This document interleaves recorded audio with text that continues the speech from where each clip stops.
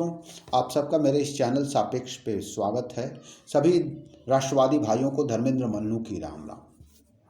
आज मैं बात करने जा रहा हूँ ये जो किसान आंदोलन चल रहा है उस पे, और क्या ये किसान आंदोलन है या कुछ और आंदोलन है। जो भी हो, मैं आज इस पे बात की। ये दूसरी दफ़ा हो रहा है। ये जो आंदोलन है ये पहली दफ़ा नहीं हो रहा है, ये दूसरी दफ़ा हो रहा है, और बिल्कुल इसी तरह से हो रहा है, उसी तरह से हो रहा है जिस तरह पहले हुआ था। बिल्कुल इसका सेम पैटर्न है, कोई अंतर नहीं है। पहली बार बहाना था इसका, किसी का जो नया कानून आया था वो मोदी ने काफ़ी स्ट्रगल किया, मोदी सरकार ने काफ़ी स्ट्रगल किया, समझाने की कोशिश की, कोई बात नहीं बनी और कृषि कानून वापस ले लिया गया। इस कृषि आंदोलन, पहले वाले कृषि आंदोलन के दबाव में और आने वाले चुनाव को देखते हुए जो भी सरकार ने फैसला लिया।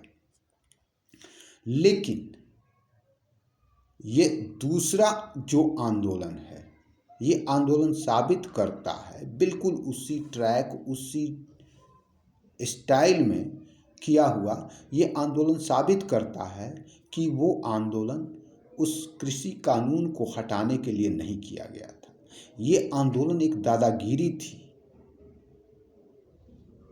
अगर हम किसान आंदोलन की बात करें तो क्या किसान केवल पंजाब में है? ये पूरा देश ही कृषि प्रधान देश कहा जाता है, जहाँ की 80%, पहले हम बचपन में स्कूलों में पढ़ते थे कि जहाँ की 80% जनता कृषि पर निर्भर है, और आज वो घटकर मान लो 70% तक चली आई है। 70% जनता कृषि पर निर्भर है। जो 10% हट गए वो भी कहीं ना कहीं अपरोक्ष रूप से कृषि पर निर्भर है। तो ऐसे में क्या पंजाब के किसान, और क्या ये सिख किसान ही सिर्फ किसान हैं? आंदोलनकारी सिख आंदोलनकारी ही किसान हैं? इस देश की जनसंख्या 140 करोड़ है। इतनी बड़ी जनसंख्या में अगर आंदोलन, सड़कों पे भीड़ जमा करके बहुमत सिद्ध करना है, तो कोई भी छोटी मोटी पार्टी भी जो सिर्फ 2 या 3 स्टेट में या एक स्टेट में हो, या एक स्टेट के 2-3 जिलों में हो, वो भी 2 लाख की भीड़ जुटा सकती है सड़कों पर। और अगर वो हाथ में डंडे ले लें और हाथ में और ट्रैक्टर पे बैठ जाएं या कुछ कर लें, तो वो हिंसक हो सकता है और ये भीड़ सड़कों को भर सकती है। 2 लाख की भीड़, 140 करोड़ की जनता में 2 लाख की भीड़ कोई मायने नहीं रखती है। और इसका बहुमत से कहीं दूर दूर तक का नारा नहीं है। ये सिर्फ और सिर्फ भय पैदा करने के लिए, हिंसक आंदोलन करके लोगों को डराने के लिए किया गया आंदोलन होता है। 2-3 लाख का सड़क पर उतरना। अगर आप प्रोटेस्ट करते हैं, लोकतंत्र में प्रोटेस्ट जायज़ है, सही है, लेकिन वो शांति रूप से, शांतिपूर्वक प्रोटेस्ट जायज़ है। लेकिन इस तरह तोड़ फोड़ करना, ये वही किसान हैं जो पिछले आंदोलन में ये 26 जनवरी के दिन अपने लाल किले से तिरंगा झंडा उतारने का काम किया था इन्हीं लोगों ने। और आज एक बार फिर से ये खड़े हुए हैं, ये आंदोलनकारी, और सिर्फ पंजाब के किसान। क्या पंजाब ही सिर्फ कृषि से वास्ता रखता है? क्या और जगह के किसान आंदोलन में नहीं भाग ले सकते हैं? लेकिन नहीं ले रहे हैं।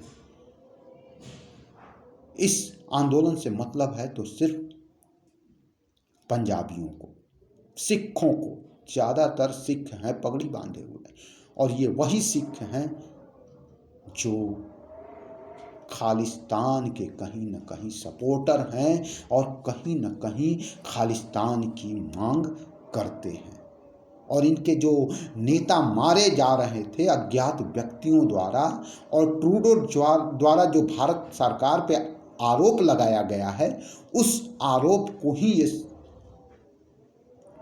दिखाने के लिए, अपनी ताकत दिखाने के लिए ये लोग इस मैदान में एक बार फिर खड़े हुए हैं, और इनका सारा खर्च वही भर रहा है जो ऐसे आंदोलन को भरता है, आंदोलन के लिए देता है जॉर्ज सोरोस और खालिस्तानी आतंकी गैंग।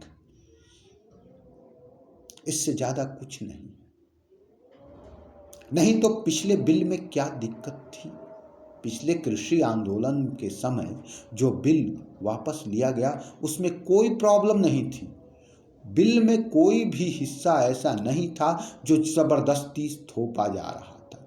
मैं इसका उदाहरण सिर्फ पहले से भी और अभी भी मैं वही देता हूँ कि पहले से आपको चावल दाल खाने की सुविधा दी जा रही हो, और साथ में उधर से एक बिरयानी मान लो प्लेट में सलाद बढ़िया से सजाकर अलग अलग फ्रूट्स के साथ में दे दिया जाए, और कहा जाए कि आप जो पिछला खाना खा रहे हैं उसके साथ ही ये सलाद भी खाइए, और आप कहें कि नहीं मैं नहीं खाऊंगा ये सलाद। उसमें ये भी सुविधा है कि आप ये सलाद नहीं खाना चाहे तो सिर्फ चावल दाल भी खा सकते हैं।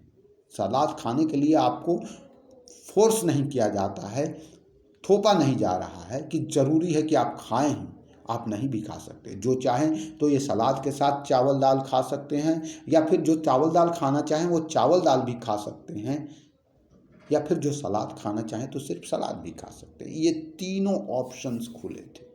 लेकिन फिर भी ये किसान बिल का विरोध सिर्फ अपनी ताकत दिखाने के लिए, और अपनी ताकत भी नहीं, ये खालिस्तानियों द्वारा अपनी ताकत दिखाने के लिए, विपक्षियों द्वारा मोदी को झुकाने के लिए उस समय ये आंदोलन किया गया, जिसका कोई औचित्य नहीं था, क्योंकि बिल में ऐसा कुछ ही नहीं था जो हटाया जाए। लेकिन फिर भी मोदी सरकार इनका सम्मान करते हुए काफ़ी जद्दोजहद के बाद पीछे हट गई, और यही इस सरकार की सबसे बड़ी गलती थी। क्योंकि जब आप गुंडों के सामने एक बार हथियार डालते हैं, हाथ उठा देते हैं, तो गुंडों के मनोबल बढ़ते हैं, और वही बढ़ा हुआ मनोबल आज फिर से एक बार दिखाई दे रहा है। आज फिर से वह उसी सोच के साथ, उसी तैयारी के साथ ये लोग आए हैं, कुछ वैसा ही कर रहे हैं। इन्हें पता है कि 2 महीने बाद इलेक्शन है। ये चाहते तो 2 महीने के बाद, ये जानते हैं कि जो भी सरकार हो, अभी 2 महीने बाद सरकार इलेक्शन में जाएगी, पता नहीं आएगी कि नहीं आएगी। इससे मांगना कोई कुछ चीज़ मांगना, किसी कानून की मांग करना बेमानी है। 2 महीने रुक जाने के बाद, चुनाव होने आने के बाद भी हम ये मांग मान सकते हैं, और तब ज़्यादा प्रभावशाली होगा, क्योंकि आने वाली सरकार प्रभावशाली ढंग से आपकी मांगों को लागू कर सकेगी। लेकिन आप बीजेपी से मांग रहे हैं, बीजेपी की सरकार है अभी, इसलिए आप बीजेपी से ये मांग रहे हैं। बीजेपी नहीं रही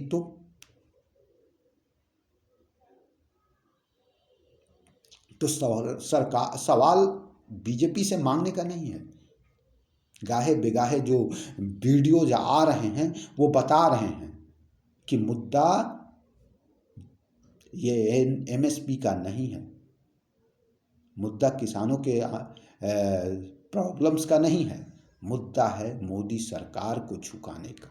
एक वीडियो आया जिसमें कहा गया, सुना मैंने, कि वो सरदार कह रहा है कि मोदी ये राम मंदिर के बाद मोदी का ग्राफ बहुत ऊपर चला गया है, इसलिए मोदी को झुकाने के लिए, मोदी का ग्राफ नीचे करने के लिए ये आंदोलन जरूरी था। तो अब बताइए, ये आंदोलन इसलिए ज़रूरी है, किया गया है कि मोदी के ग्राफ को नीचा किया जा सके। मतलब ये सिर्फ सीधा सीधा विपक्ष का आंदोलन है, विपक्ष द्वारा कराया गया। पंजाब सरकार रोक नहीं रही है, पंजाब की आम आदमी पार्टी सरकार पूरी तरह से इसको रोकने की कोशिश भी नहीं कर रही है, पूरी तरह से इसे स्वतंत्र छोड़ दिया है उसने। हरियाणा सरकार पूरी ताकत लगा के उसे रोक रही है, दिल्ली तक पहुंचने नहीं दे रही है।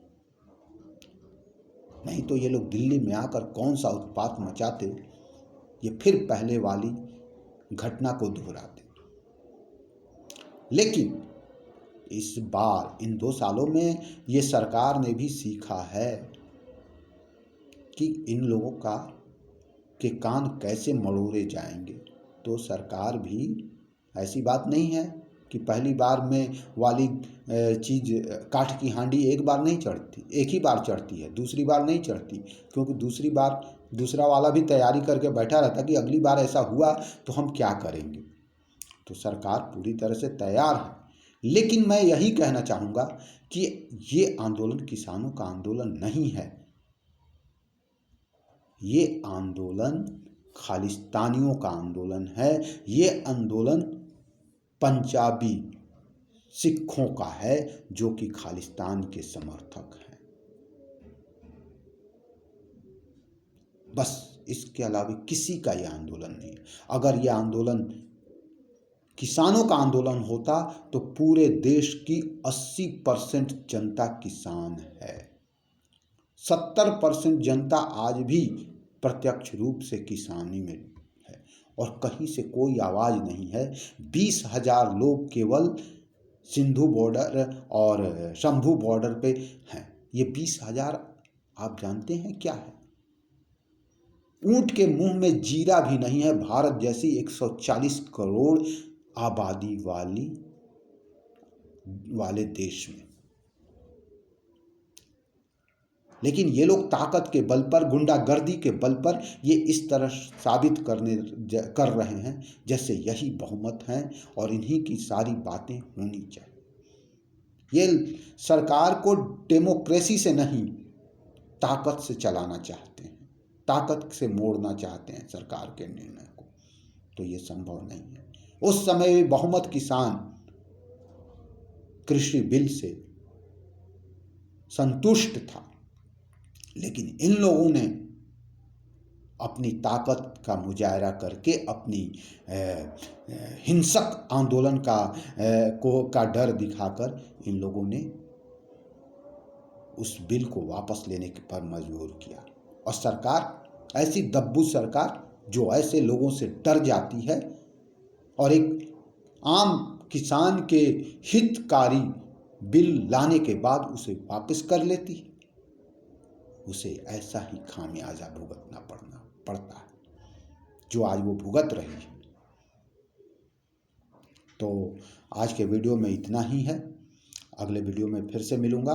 मैं इस कृषि आंदोलन पे फिर से बात करूँगा, कई चरणों में मैं बात करूँगा। आज मैंने सिर्फ इस भीड़ तंत्र की कलई खोली है कि ये भीड़ तंत्र कुछ नहीं है। 20,000 लोग एक जगह जुट जाएं तो कुछ भी कर सकते हैं, लेकिन ये 20,000 लोग आपको 140 करोड़ आबादी वाले देश में कुछ नहीं है। ऊंट के मुंह में जीरा भी नहीं है। जीरा का एक वो जो क्या बोलते हैं अपने शराबी मुख्यमंत्री भगवंत मान के शब्द में वो धूल के तिनके के, तो तिनका धूल तो खुद ही इतना छोटा, उसका तिनका, अब मैं उसको जोड़ूंगा तिनके के एक कोने के एक टुकड़े के कण के बराबर भी ये 20,000 जनता ये अड़ाती है, सिख अड़ाती है और खालिस्तानी आतंकी समर्थक नहीं हैं, कुछ नहीं है। और इनसे डरने की बिल्कुल ज़रूरत नहीं है। पिछली बार तो कुछ आसपास के किसान जो जाट किसान थे और हरियाणा के और यूपी के, वो भी बहकावे में आ गए थे। इस बार तो वो भी नहीं है। तो इनसे डरने की ज़रूरत बिल्कुल नहीं है।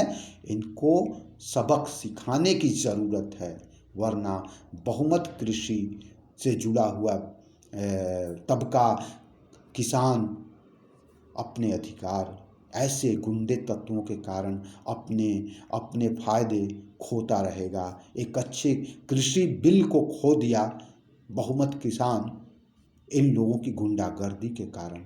ये किसानों के हित की बात नहीं कर रहे हैं, ये किसानों के लिए बिल्कुल जहर के समान है।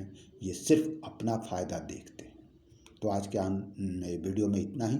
सभी राष्ट्रवादी भाइयों से अनुरोध है कि वो मेरे इस चैनल को लाइक करें, सब्सक्राइब करें, मेरे वीडियो को लाइक करें और अच्छा लगे तो शेयर करें। नमस्कार, जय श्री राम।